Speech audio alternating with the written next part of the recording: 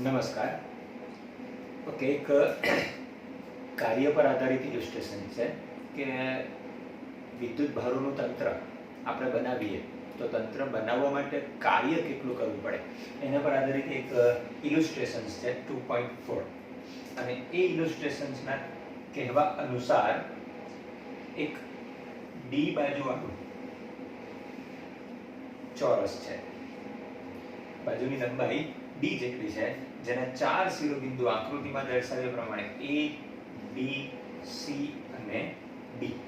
આ 4 શિરોબિંદુઓ પર અનુક્રમે A પર +q લાવવાનો છે, D પર -q મૂકવાનો છે, C પર ફરી પાછો +q મૂકવાનો છે અને D પર -q વીજભારને મૂકવાનો છે. આ ચારેય વીજભારો લાવવાના છે અનંત અંતરેથી અને અવકાશમાં આ રીતના શિરોબિંદુઓ પર વીજભારો ગોઠવીને તંત્ર બનાવવાનું છે.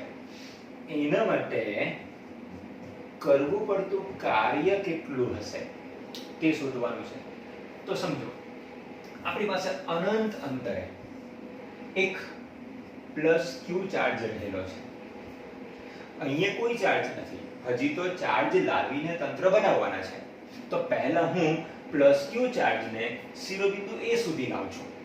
હવે કોઈ પણ વીજભારિત કણને અનંત અંતરેથી લાવવું હોય તો કાર્ય ત્યારે જ કરવું પડે જ્યારે તે કોઈ વિદ્યુત ક્ષેત્રમાં ગતિ કરીને લાવવાનો હોય.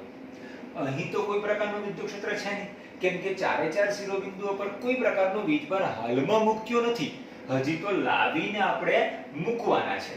તો હું +q ચાર્જને એ શિરોબિંદુ પર લાવું, એ દરમિયાન કરવું પડતું કાર્ય જો WA હોય તો WA બરાબર 0 હશે, કેમ કે એના પર કોઈ પ્રકારનું આકર્ષી કે અપાકર્ષી બળ લાગે એવું ક્ષેત્ર હાજર નથી. તો પછી એના પર કોઈ કાર્ય કરવું પડતું નથી, એ આપમેળે એ બિંદુ પર આવી જશે અથવા તો આપણે લઈ આવી શકીએ વગર કાર્ય કરીએ. ઓકે, ચલો હવે B શિરોબિંદુ પર -q ચાર્જ લાવવો છે. તો સમજો -q ચાર્જ પણ અનંત અંતરે છે. -q ચાર્જ પણ અનંત અંતરે છે. અનંત અંતરે રહેલા કોઈ પણ વીજભારને હવે ક્ષેત્રમાંના બિંદુ પાસે લાવવું પડશે, કેમ કે હવે q1 વીજભાર +q ચાર્જ છે અને +q ચાર્જનું ક્ષેત્ર અહીં હાજર છે અને એ ક્ષેત્રમાં B બિંદુ પાસે, એટલે કે આનાથી D જેટલા અંતરે આવેલા બિંદુ પાસે મારે -q ચાર્જ લાવવો છે. તો સ્વાભાવિક છે કે તે દરમિયાન કરવું પડતું કાર્ય WB બરાબર જે વીજભાર લાવવાના છે તે વીજભાર અને જે બિંદુ પાસે લાવવાના છે એ બિંદુનું પોટેન્શિયલ એટલે કે VB. અને B બિંદુ પાસે પોટેન્શિયલ જો હશે તો માત્ર +q ચાર્જને કારણે હશે અને +q ચાર્જને કારણે પોટેન્શિયલ કેટલું હશે તો કે k q r, અને r એટલે d. r એટલે d તો આવશે k q d.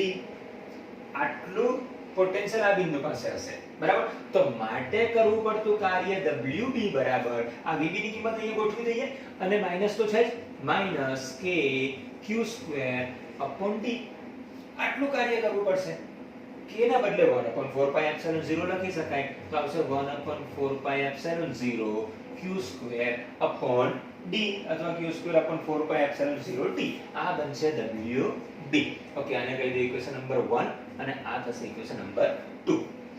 હવે A શિરોબિંદુ પર +q અને B શિરોબિંદુ પર -q બે ચાર્જ આવી ગયા. હજી બીજા બે ચાર્જ C પર +q અને D પર -q લાવવાના બાકી. તો ફરી પાછા ધારી લો કે બીજો એક +q ચાર્જ અનંત અંતરે છે અને એને મારે C બિંદુ પાસે લાવવું છે.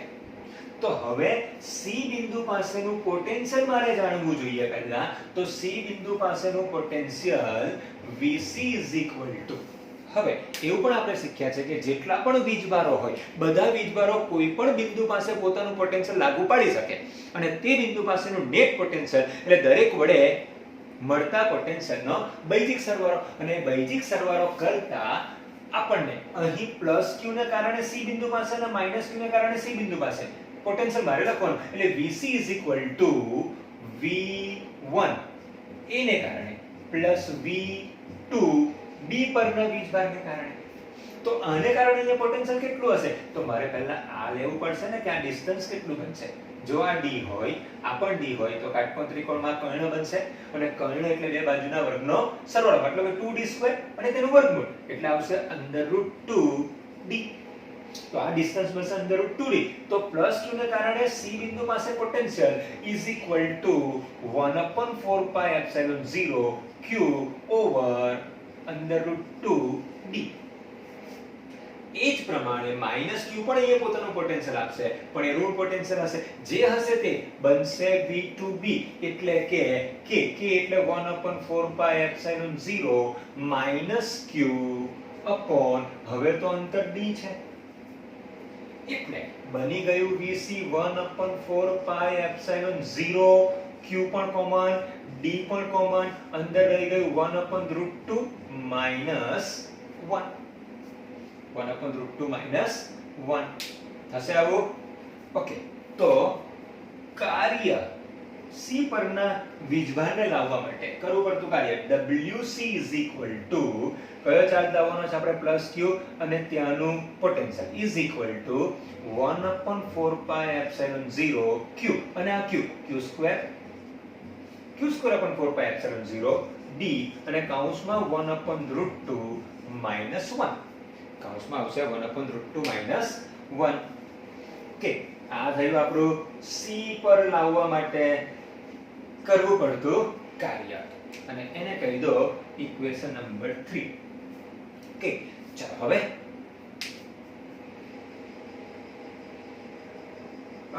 અનંત અંતરેથી D બિંદુ પર -q ચાર્જ લાવ્યો તો સમજો અનંત અંતર પર હવે આપણી પાસે -q ચાર્જ છે અને -q ચાર્જને D બિંદુ પર લાવવા માટે કરવું પડતું કાર્ય એટલે -q ચાર્જ અને આ બિંદુનું પોટેન્શિયલ. તો પહેલા મારે શોધી કાઢવાનું D બિંદુ પાસેનું પોટેન્શિયલ. તો D બિંદુ પાસેનું potential VD V1 of A ને કારણે પ્લસ V2 ઓફ B પરના ચાર્જને કારણે અને પ્લસ V3 ઓફ C પરના ચાર્જને કારણે ચાલો આને કારણે અહીંયા પોટેન્શિયલ એટલે કે 1/4πε0 q ઓવર d કે આ ડિસ્ટન્સ d છે પ્લસ આના પરનો B પરના ચાર્જને કારણે આ બિંદુ પાસે તો ફરી પાછું આ ડિસ્ટન્સ જોઈએ એ ડિસ્ટન્સ બનશે √2d એટલે થઈ જશે 1/4πε0 q ના બદલે મારે મૂકવાનું -q /√2d અને પ્લસ C પરનો +q ચાર્જ છે એને કારણે d અંતરે આવેલા D બિંદુ પાસે પોટેન્શિયલ એટલે 1/4πε0 q /d. તો આ થઈ જશે 1/4πε0 q /d આ પણ 1/4πε0 q /d એટલે થઈ જશે 2 ટાઈમ્સ 1/4πε0 q /d અને હું 1/4πε0 q /d ને કોમન લઈ લઉં તો આવશે 2 1/√2 2 1/√2 આ થઈ ગયું VD. તો D બિંદુ પાસે -q ચાર્જ ને લાવવા માટે કરવું પડતું કાર્ય જો WD હોય તો લખીશું હું -q * VD is equal to -1/4πε0 q² d into 2 - 1/√2. કહી દો આને ઇક્વેશન નંબર 4. ઓકે 4 ઇક્વેશન થઈ ગયા. ચારે ચાર વીજભારોને લાવવા માટેના કાર્ય મેં શોધી કાઢ્યા. કુલ કાર્ય જો શોધવું હોય તો W = WA plus WB plus WC plus WD. હવે આ રીતે મારે ચારે ચાર સમીકરણની કિંમત મૂકીને કાર્ય શોધવાનું. તો પહેલું કાર્ય WA એ તો 0 છે પ્લસ WB એટલે કે 1/4πε0 q²/d. ત્રીજું છે WC આવશે પ્લસ q²/4πε0 d અને કૌંસમાં આવશે ઓકે હું અલગથી લખી દઉં છું 1/√2 અને માઈનસ કરીને q²/4πε0 d અને આ -1 એટલે માઈનસ નિશાની. ઓકે, ચાલો પછી ચોથું કાર્ય પ્લસ wd. હું પ્લસ કરીને આ છોડું તો આ માઈનસ બનશે, તો લખીશું માઈનસ q²/4πε0d into 2 અને આ માઈનસ માઈનસ પ્લસ થઈ જશે તો આવશે પ્લસ 1/4πε0 q²/√2d q²/√2d. ચલો માટે w is equal to, જો મારે શોધવું હોય તો ઓકે, તો અહીંયા જરા આપણે ચેક કરી લઈએ કે દરેક ઇક્વેશનની કિંમત બરાબર મૂકી છે કે નહીં.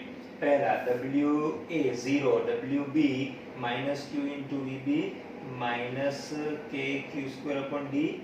ઓકે, આવશે માઈનસ 1/4πε0 q²/d. ઓકે, આ માઈનસ છે, અહીંયા માઈનસ આવશે. wb minus wc q²/4πε0 1/√2 -1. Okay, wd - qb એટલે માઈનસ આવશે, બરાબર છે. ચલો આ જે માઈનસ છે ઇક્વેશન 2 એની કિંમત આપણે અહીંયા મૂકવાની છે માઈનસમાં, એટલે આ પદ બનશે આપણું નેગેટિવ. ઓકે, આ માઈનસ બનશે. હવે 1/4πε0 q²/d હું કોમન લઈ લઉં તો અંદર બચશે -1 પ્લસ 1/√2 -1 -2 અને પ્લસ 1/√2. ઓકે, આટલું કૌંસમાં વધશે માટે w is equal to 1/4πε0 q²/d અને કૌંસમાં -1 -1 -2 અને -2 -4 અને પ્લસ 1/√2 1/√2 એટલે પ્લસ 2/√2 2/√2 એટલે √2 2/√2 એટલે √2 બરાબર બનશે. માઈનસ નિશાની જો હું બહાર લઈ લઉં તો -1/4πε0 q²/d into √2 into 4 -√2. આટલું કુલ કાર્ય કરવું પડે જો આ રીતના ચાર શિરોબિંદુઓ પર +q -q +q અને -q ચાર્જને લાવવા હોય તો. ઓકે, ચલો આ કાર્ય થઈ ગયું એટલે એ વિભાગ આપણો પૂરો થઈ ગયો. બી વિભાગમાં એવું જણાવ્યું છે કે જો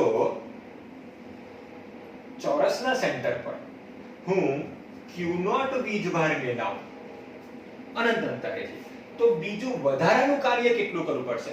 આટલું કાર્ય તો 4 ને લાવવા માટે કરવું પડે છે, પણ ખાલી q0 ને હું અહીંયા લાવું તો બીજું વધારાનું કાર્ય કેટલું કરવું પડશે? વધારાનું આટલું તો કરી જ દીધું છે, હવે વધારાનું કાર્ય શોધવું છે.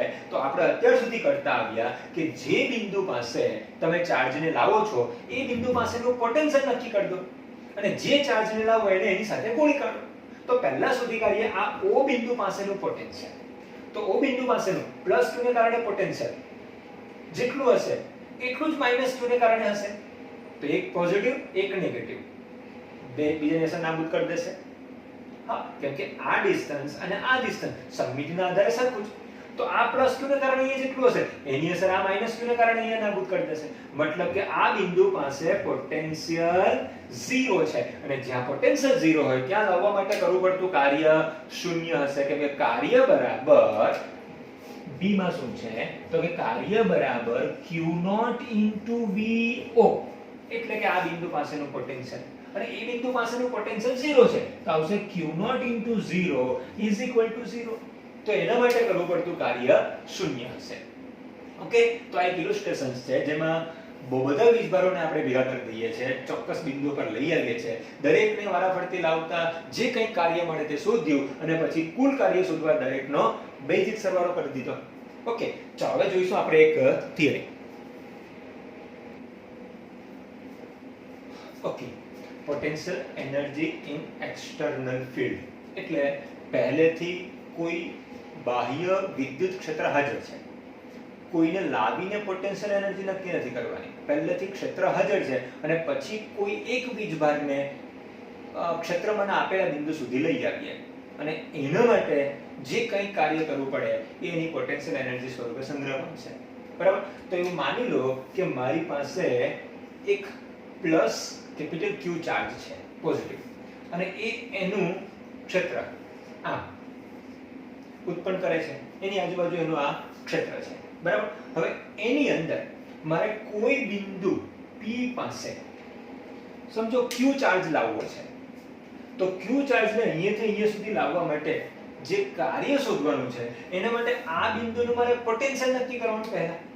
જો આ બિંદુનું પોટેન્શિયલ Vp હોય અને મારે અનંત અંતરેથી કોઈ Q ચાર્જને લાવવો છે તો કરવું પડતું કાર્ય W બરાબર અગાઉના ઇલુસ્ટ્રેશન્સમાં જોયું એ પ્રમાણે W બરાબર Q Vp. Q Vp. હવે Vp પણ છે તો કાર્ય જ ને. શેનું કાર્ય? તો કે અનંત અંતરથી એકમ ધન વિપને લાવવા માટે કરવું પડતું કાર્ય એટલે પોટેન્શિયલ. તો પોટેન્શિયલ બી છે તો કાર્ય છે, પણ એ પર ચાર્જ છે એટલે કે એકમ વીજભાર દીઠ કરવું પડતું કાર્ય. આપણે એકમ નથી લાવતા, આપણે લાવીએ છીએ Q ને, તો W બરાબર Q Vp થશે. W બરાબર Q Vp થશે, જ્યાં Vp બરાબર આ બિંદુનું પોટેન્શિયલ. હવે અગાઉ આપણે એવી ચર્ચા કરી કે જે અનંત અંતરેથી આપણે વીજભારને લાવીએ ત્યાં ક્ષેત્ર નથી અને ત્યાં યાદચ્છિક રીતે પોટેન્શિયલ પણ 0 ધારેલું છે, એટલે V ઇન્ફિનિટી 0 છે અને Vp એ Vp છે. તો અનંત અંતર અને આ P બિંદુ વચ્ચે પોટેન્શિયલ ડિફરન્સ કેટલો હશે? જો એ પોટેન્શિયલ ડિફરન્સને હું ડેલ્ટા V કહી દઉં તો ડેલ્ટા V બરાબર Vp - V infinity is equal to Vp, કેમ કે V ઇન્ફિનિટી તો 0 છે, માટે હું Vp ના સ્થાને આ લખી શકું અહીંયા, તો થઈ જશે W બરાબર Q ડેલ્ટા V. W બરાબર Q ડેલ્ટા V. એનો અર્થ એવો થાય કે હું Q ચાર્જને એવા બે બિંદુ પર લઈ જાઉં છું, એટલે કે એક બિંદુ પરથી બીજા બિંદુ પર લઈ જાઉં છું કે જેમની વચ્ચે પોટેન્શિયલ ડિફરન્સ ડેલ્ટા V છે, તો કરવું પડતું કાર્ય Q ડેલ્ટા V છે. ફરી પાછા એકવાર, આનો અર્થ એવો થાય કે હવે હું Q ચાર્જને એવા બિંદુ સુધી લઈ જાઉં કે જે બે બિંદુ વચ્ચે પોટેન્શિયલ ડિફરન્સ ડેલ્ટા V છે, તો એના માટે કરવું પડતું કાર્ય W બરાબર Q ડેલ્ટા V. W બરાબર Q ડેલ્ટા V. ઓકે, તો હવે હું થોડી આની અલગ રીતે સમજ આપણે ક્રિએટ કરીએ. માની લો કે મારી પાસે આ બે મોટા વિસ્તારવાળી પ્લેટ છે, અનંત વિસ્તારવાળી પ્લેટ છે, બરાબર, અને એ બંને પ્લેટને એકબીજાને પેરેલલ ગોઠવેલી છે. એની સાથે હું એક બેટરી જોડી દઉં છું અને આ બેટરી 1 વોલ્ટની છે, મતલબ કે બેટરીના બે છેડા વચ્ચે પોટેન્શિયલ ડિફરન્સ 1 વોલ્ટ છે. એનો અર્થ એવો થાય કે આ ધન પ્લેટ છે અને આ ઋણ પ્લેટ છે. જો પોટેન્શિયલ ડિફરન્સ 1 વોલ્ટ હોય તો આ +1 વોલ્ટ હશે, તો આ 0 વોલ્ટ પર હશે, તો જ બે વચ્ચે તફાવત 1 વોલ્ટ કહેવાય.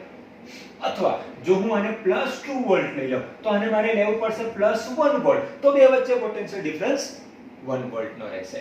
તો મેં એવી પ્લેટ બે ગોઠવી જેની વચ્ચે પોટેન્શિયલ ડિફરન્સ 1 વોલ્ટનો છે. હવે આપણને ખબર છે કે ધન પ્લેટ ક્ષેત્રરેખા બહાર તરફ કાઢશે અને ઋણ પ્લેટમાં ક્ષેત્રરેખા દાખલ થશે, મતલબ કે આ બે વચ્ચે આવા પ્રકારનું વિદ્યુત ક્ષેત્ર ઉત્પન્ન થશે. જો મોટા વિસ્તારવાળી હોય તો વિદ્યુત ક્ષેત્ર સમાન હશે. એનું મૂલ્ય આપણને ખ્યાલ છે, σ/2ε0.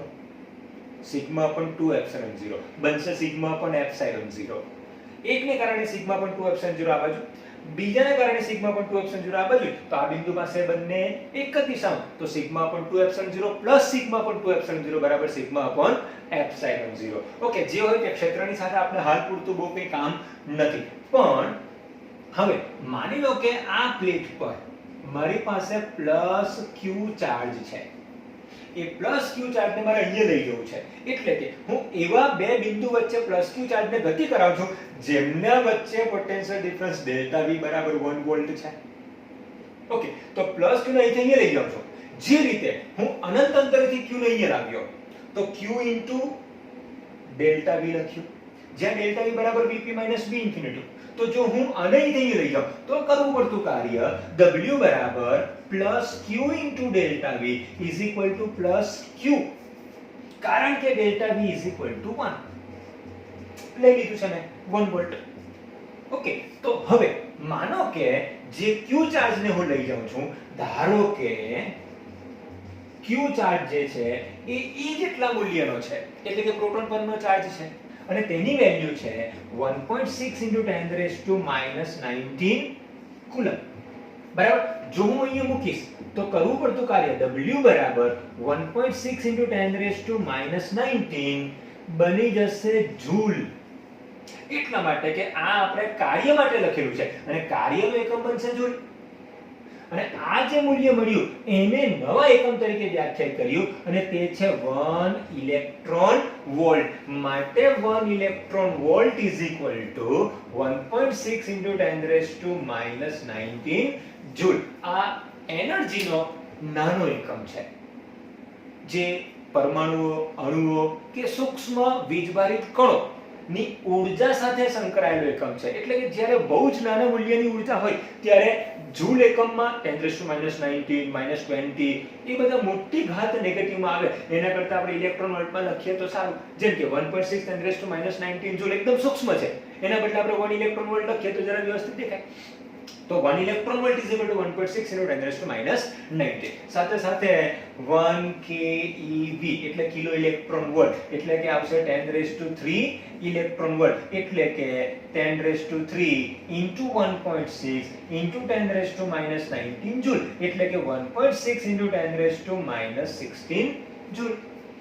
આમ એકમો જે પૂર્વ આગળ લાગશે એટલે નાના પરથી મોટા બનતા જશે, મોટા પરથી નાના થતા જશે. ઓકે, તો જેમ કે કિલો ઇલેક્ટ્રોન વોલ્ટ તો MeV પણ હોઈ શકે, મેગા ઇલેક્ટ્રોન વોલ્ટ, અને એની વેલ્યુ 1.6 10⁻⁻, આ બનશે 10⁻²+6, આ બનશે 10⁻⁻19, તો થઈ જશે 10⁻⁻13 જૂલ. બરાબર. MeV, TeV, GeV વગેરે વગેરે આપણે એકમો લખી શકીએ, એના મૂલ્યો નક્કી કરી શકીએ. બરાબર. આ તો થઈ ગયો માત્ર ને માત્ર બાહ્ય વિદ્યુત ક્ષેત્રમાં એક વીજભારને લાવવાથી મળતી પોટેન્શિયલ એનર્જી. હવે આ કરેલું કાર્ય એનામાં ઊર્જા સ્વરૂપે સંગ્રહ પામશે ને, કારણ કે આ ક્ષેત્ર સંરક્ષિત ક્ષેત્ર છે અને સંરક્ષિત બળ ક્ષેત્રમાં કરેલું કાર્ય પૂરેપૂરું ઊર્જા સ્વરૂપે સંગ્રહ પામશે. ઓકે, ચાલો તો હવે આ જ ક્ષેત્રમાં હું બે વીજભારને લાવીને એની એનર્જી શોધી કાઢું. એની પોટેન્શિયલ એનર્જી કેટલી થાય તે લખો. આ હતું માત્ર એક વીજભારને આપેલા ક્ષેત્રમાંના બિંદુ સુધી લાવવા માટે કરવું પડતું કાર્ય. અને હવે એકના બદલે બે વીજભાર આપણે લાવીશું.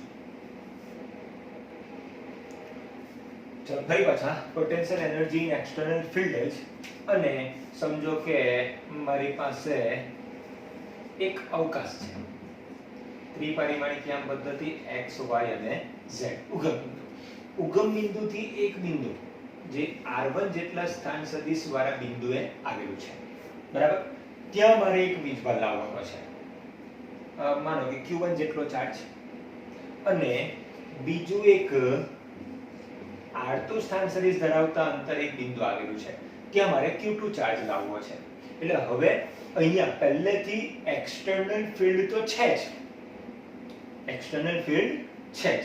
બરાબર. અને હું ઉગમ બિંદુથી r1 અને ઉગમ બિંદુથી r2 જેટલા સ્થાન સદિશ વાળા બિંદુએ q1 અને q2 ચાર્જ મારે લાવવા છે, તંત્ર બનાવવું છે અને એ તંત્રની પોટેન્શિયલ એનર્જી કેટલી હશે તે મારે નક્કી કરવી છે.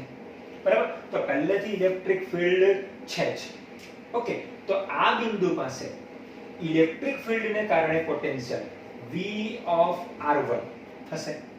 આ બિંદુ પાસે ઇલેક્ટ્રિક ફિલ્ડને કારણે પોટેન્શિયલ V of r2 હશે. બરાબર. માત્ર ઇલેક્ટ્રિક ફિલ્ડને કારણે. ઓકે, તો હવે અહીંયા ઇલેક્ટ્રિક ફિલ્ડ છે અને અનંત અંતરે એક q1 ચાર્જ રહેલો છે. q1 ચાર્જને મારે લાવવો છે આ બિંદુ પાસે. તો કરવું પડતું કાર્ય W1 is equal to q1 into V of r1. કેમ કે આ બિંદુ પાસેનું પોટેન્શિયલ V of r1 છે, તો મારે q1 V of r1 જેટલું કાર્ય કરવું પડશે. તો એ કાર્ય થઈ ગયું. અને હવે સમજો અહીંયા q1 ચાર્જ આવી ગયો. જો આ બે વચ્ચેનું અંતર r12 હોય, આ બે વચ્ચેનું અંતર r12 હોય, તો હવે યાદ કરો આ બિંદુ પાસે એક પોટેન્શિયલ બાહ્ય ક્ષેત્રને કારણે તો V of r2 છે જ, ઉપરાંત બીજો એક ચાર્જ અહીંયા આવ્યો અને એ પણ પોતાનું ક્ષેત્ર રજૂ કરશે, એ પણ અહીંયા પોતાનું પોટેન્શિયલ રજૂ કરશે. એટલે આ બિંદુ પાસેનું potential V of r2 plus V of Q1 ને કારણે અથવા તો V of R12 Q1 ને કારણે બી અહીંયા પોટેન્શિયલ હશે. ઓકે, હવે મારે અનંત અંતરે રહેલા Q2 ચાર્જ ને લાવવો છે, કેમ કે મારે Q1 અહીં અને Q2 ને અહીંયા મૂકવો છે અને બે વીજભારોથી તંત્ર બનાવવું છે, એ પણ બાહ્ય ક્ષેત્રમાં, અને એની પોટેન્શિયલ એનર્જી નક્કી કરવી છે. તો પોટેન્શિયલ એનર્જી એટલે કરેલું કાર્ય, કેમ કે કાર્ય પૂરેપૂરું ઊર્જા સ્વરૂપે સંગ્રહ પામશે. તો હવે હું લઈ આવું છું આ બિંદુ પાસે, ક્યાં R2 સ્થાન સદિશ વાળા બિંદુ પાસે હું Q2 ને લઈ આવું છું. તો Q2 ને જો આ બિંદુ પાસે લાવ તો એના માટે કરવું પડતું કાર્ય W2 બરાબર Q2 ઇન્ટુ આ બિંદુ પાસેનું પોટેન્શિયલ, જેને હું કહી દઉં V2, અને એ V2 બરાબર V of R2 plus V of R12, અને is equal to Q2 V of R2 plus V of R12, અને V of R12 કોને કારણે? Q1 ને કારણે. તો લખી શકાય ને, જ્યાં V of R12 is equal to Q1 ને કારણે R12 અંતરે પોટેન્શિયલ, તો આવશે Q1 upon 4 pi epsilon 0 R12. Q1 upon 4 pi epsilon 0 R12 એ VR12 બરાબર હશે, અને V of R2 એ તો બાહ્ય વિદ્યુત ક્ષેત્રને કારણે પોટેન્શિયલ છે જ. ચલો, માટે W2 is equal to Q2 V of R2 plus Q2 into V of R12, અને V of R12 એટલે Q1 upon 4 pi epsilon 0 R12. માટે આ બે વીજભારોને બાહ્ય ક્ષેત્રમાં આપેલા બે બિંદુ પાસે લાવવા માટે કરવું પડતું કુલ કાર્ય is equal to W1 plus W2, અને W1 is equal to Q1 V of R1 plus W2 એટલે Q2 V of R2 plus Q1 Q2 upon 4 pi epsilon 0 R12. આટલું કાર્ય કરવું પડે, અને આ જ કાર્ય સીધી પોટેન્શિયલ એનર્જી સ્વરૂપે સંગ્રહ પામશે. તો એ બની જશે આ જ Q1 V of R1 plus Q2 V of R2 plus Q1 Q2 upon 4 pi epsilon 0 R12. આટલું કાર્ય કરવું પડે. આ બાહ્ય વિદ્યુત ક્ષેત્રમાં છે. જો બાહ્ય વિદ્યુત ક્ષેત્ર ન હોતે તો કેટલું કાર્ય કરવું પડતે? બસ ખાલી આટલું. એટલા માટે કે બાહ્ય વિદ્યુત ક્ષેત્ર જો નહીં હોતે તો V of R1 નહીં હોતે અને V of R2 નહીં હોતે. તો આને Q1 ને અહીંયા લાવવા માટે કોઈ કાર્ય નહીં કરવું પડે, એ તો સીધું આવી જતે, એટલે આ કાર્ય 0 થઈ જતે. પ્લસ Q2 ને લાવશું ત્યારે માત્ર અનંત પોટેન્શિયલ અહીં હશે, એટલે કે આ જ હશે, આ નહીં હશે. તો ખાલી છેલ્લું પદ આવશે આ. તો ખાલી આટલું જ કાર્ય કરવું પડશે. એટલે શૂન્યાવકાશમાં જ્યાં ક્ષેત્ર નથી ત્યાં અનંત અંતરેથી બે વીજભારોને લાવીને તંત્ર બનાવવું હોય, R12 જેટલા ડિસ્ટન્સ છે, તો કરવું પડતું કાર્ય Q1 Q2 upon 4 pi epsilon 0 R12. પણ આપણે તો બાહ્ય ક્ષેત્રમાં લાવીએ છીએ, અને બાહ્ય ક્ષેત્રમાં લાવીએ એટલે બાહ્ય ક્ષેત્રને કારણે પહેલેથી પોટેન્શિયલ છે.